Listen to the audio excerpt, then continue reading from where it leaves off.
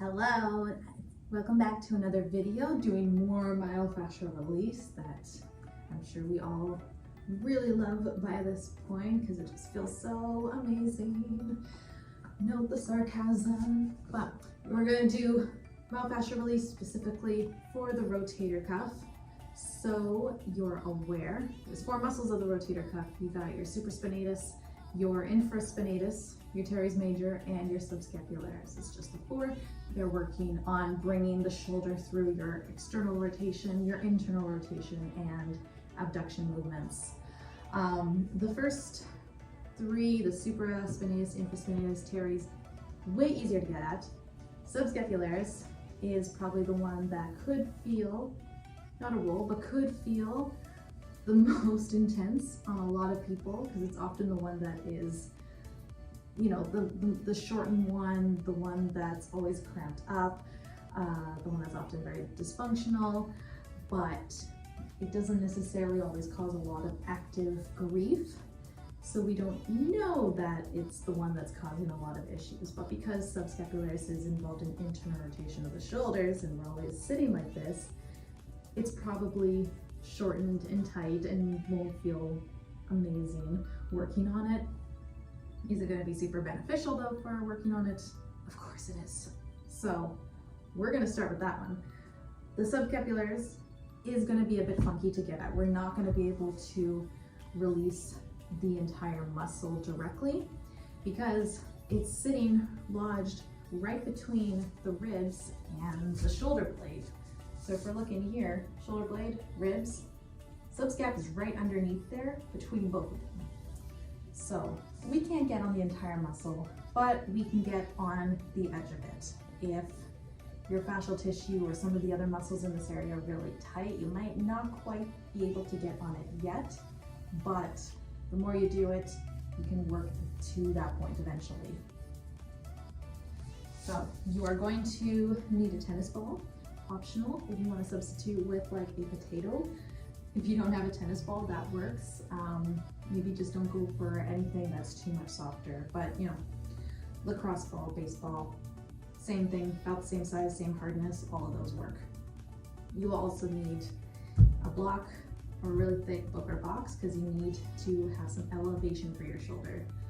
This one is going to be a little bit tricky to really fully showcase. Which is why I'm going to just try and give the best cues that I possibly can. But what you're going to be doing is going to be lying on your stomach. The ball is going to be here at the edge of your block, and you're going to be aiming to get that edge of the shoulder blade on the ball.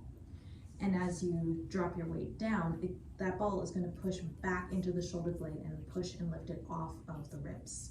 Okay, the arm is just laying out to the side, here, here, here, wherever feels comfy for you. If you bring the arm a little bit higher, like if you're laying like this, you can imagine here on the stomach, that is going to automatically wing the shoulder blade out more, which will actually make it easier to get on the muscle. If it's down here, the shoulder blade is going to be pulled back against the ribs, and it will make it a little more difficult. So play around with positioning, find what works for you. But just so you know, here, gonna be easier. So, find on yourself first, okay? Hold the arm up at the side that you're gonna be working on first.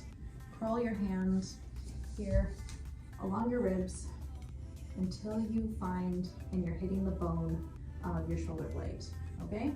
You'll probably feel the bone here. You can find it in the back here if you want to come from the back. You probably feel it's like really mushy right here because you have your teres, your lat muscles. Got several muscles in here. That'll feel a little mushy, but that is the point, that you find this chunk of muscle and you come just in front of it. And you loop right up in there, kind of just like sticking a finger into your armpit.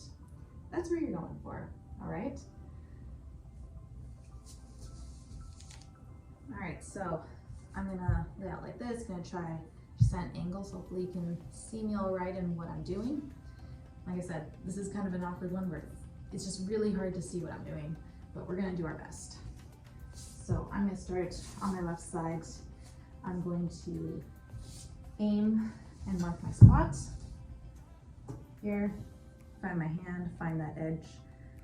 And actually at this point, because I'm pushing my hand against the floor, I can really feel that muscle popping out anyway, and I can feel my shoulder blade popping out. But try and get that ball right there. Move it along the side of the ribs. And we've landed, okay? And right about now, you might start cursing, and that's okay. I would start cursing if I was not currently on video.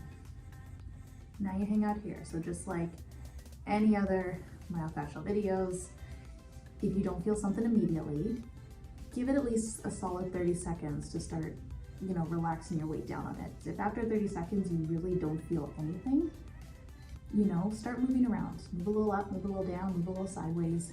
Find a spot where you feel sensation. What that sensation is, I can't necessarily tell you. It might be sharp, aching, it could be local. You could feel referral into your shoulder, down your arm. Could feel burning. It's very normal for a burning pain to come up when we're doing fascial work. If you feel, numbness going down your arm, if it's like super mild, it's generally not going to cause any problems. A little bit of nerve compression isn't going to cause long-term issues. If it's much more immediately, like very intense numbness, like you've lost all feeling very quickly, move. Don't be in that spot. Don't stay in that spot. But it's going to take multiple minutes for all the collagen and elastin in the fascial tissue to be affected, to start releasing, which is why we try and, encourage everyone to hang out for at least about 5 minutes. If you need to adjust your spot, go and do so. You can stay here up to even 10 minutes if it feels good to do so. But this is not the type of release where you're here for 30 seconds and then you're done. So give yourself the time in the day to allow yourself to be here for a while.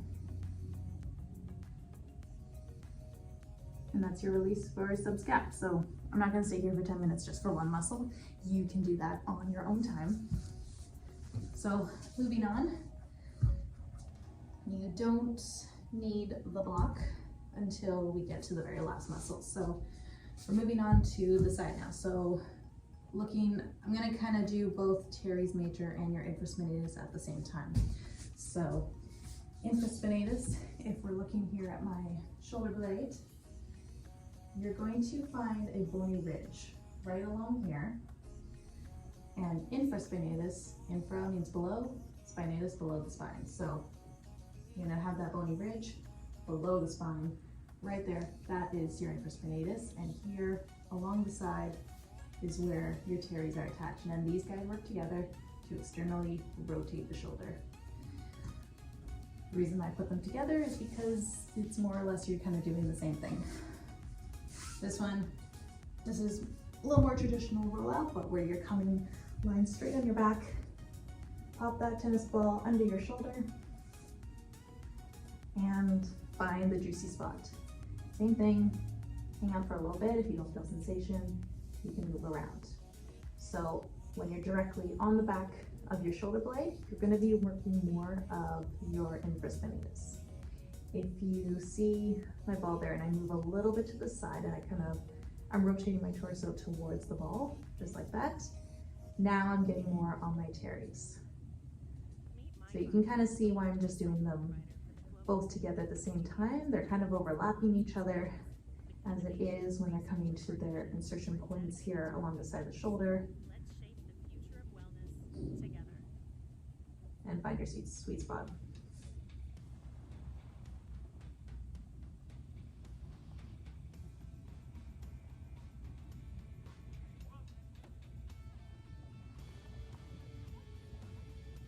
So if you have a spot, and I'll add this in, I think I have one right here. There we go. If you have a spot that's particularly spicy or intense, and perhaps it doesn't feel quite good to just lay here, you can add in a little bit of active movements. So you can see right now my hand's on my stomach, so I'm kind of in an internally rotated position in my shoulder. Start just moving your hand out. See how far can I get get the back of my hand to the ground. And just with this, you're just basically bringing the shoulder into external rotation and contracting the muscle that you're releasing, so you're getting a bit more of an active release happening. So for some people, this might make it more intense and maybe it's too much. You don't have to do that. You can go back to just passively relaxing. For some, this actually might make it a lot easier to manage the sensation that you're feeling.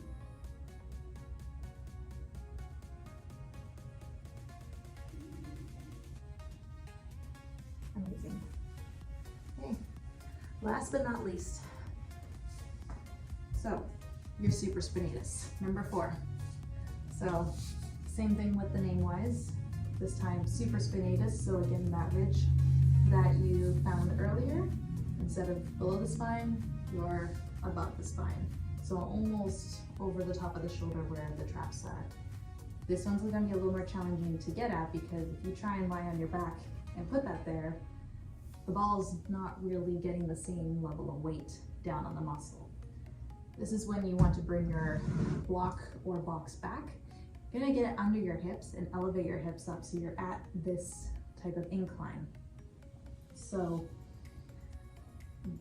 if you happen to have, any certain severe like lung heart conditions, you could be in a position where being at an incline like this is contraindicated. This might not be the type of exercise for you. You might be better just to self-massage your way out. I can list some examples of conditions just in the description, but that would be one to, if you have conditions and you're concerned, talk to your doctor or manual therapist for your unique situation, because I just cannot encompass every specific type of context out there for who's good, who's not. So be your own advocate is essentially what I'm saying. But as long as we're good with that, like I said, we'll come lie back down again.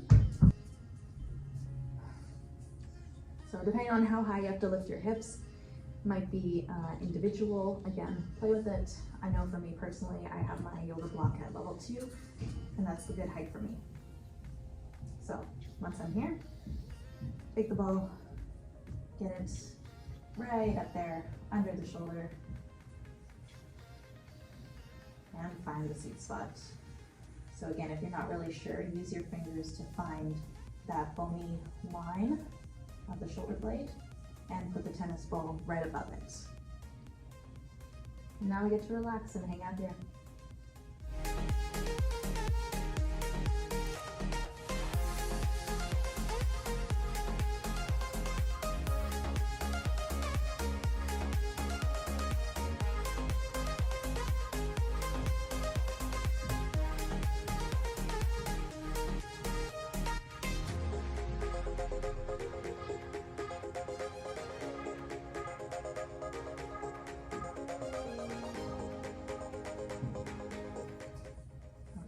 Excellent.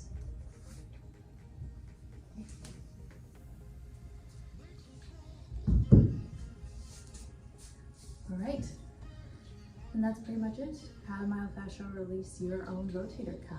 See how that feels now? Now we've done one side. Now go repeat it on the other side.